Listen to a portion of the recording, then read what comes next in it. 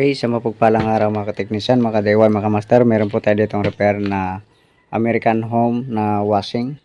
Ito po ay single na washing. So, sabi ng may-ari, ayaw daw ito mag-drain. So, nilagyan po natin ng kunting tubig. Yan. Nilagyan natin ng kunting tubig. Subukan natin i-drain. Ito yung normal, ito yung drain. So walang lumalabas. Tapos malambot ito.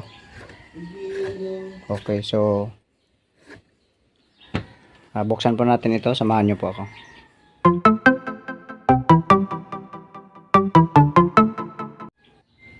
So dito natin unang binuksan sa ilalim.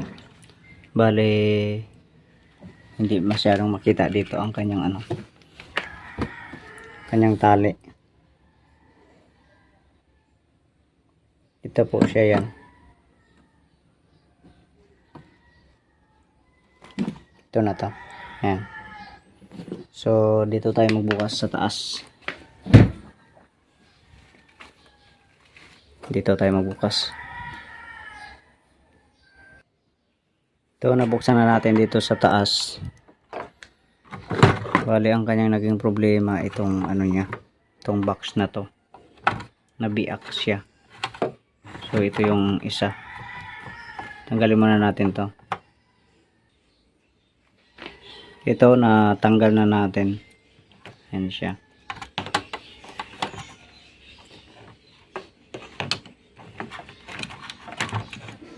Bali, ito, dito to. Nakakabit. Ayan. Tapos, ito dito.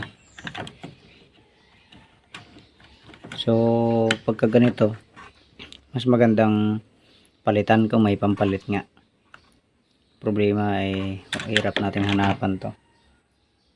Hirap pag sa probinsya. So, ideyahan na lang natin ito. Balik lang natin to, tapos talian na lang to. Ito din ang isa pang problema natin.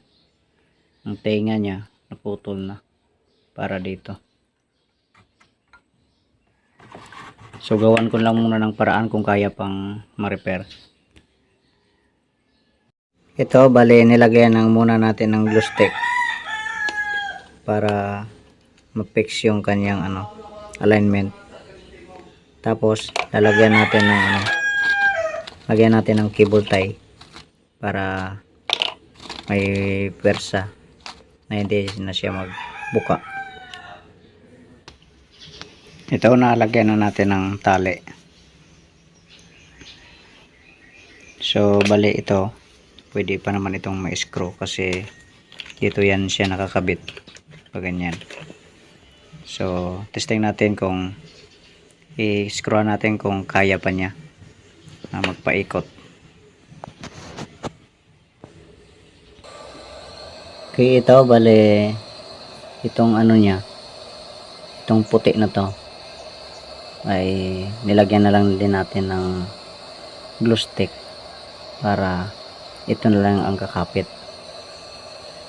Ito kasi yung tenga ng box ay wala na, putol na, kaya ito na lang ang kakapit nito. So matibay naman ang niyan, kapit ng glue stick. So patuyuin na lang natin to, tapos salpak natin para matesting. Ganito lang po yung pagkabit.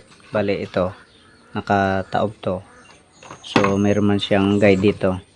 Ayan.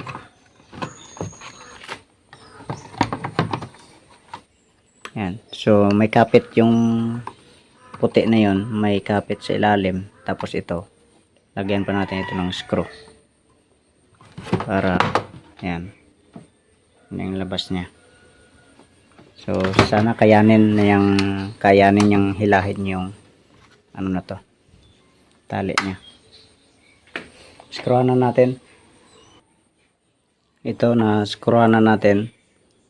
Yan. So wag lang kalimutan kabit yung wire kasi para yan sa heavy niya. Tapos ikabit din natin ito. Okay, ito, testing natin. Ito yung normal, heavy ito. Ito yung drain.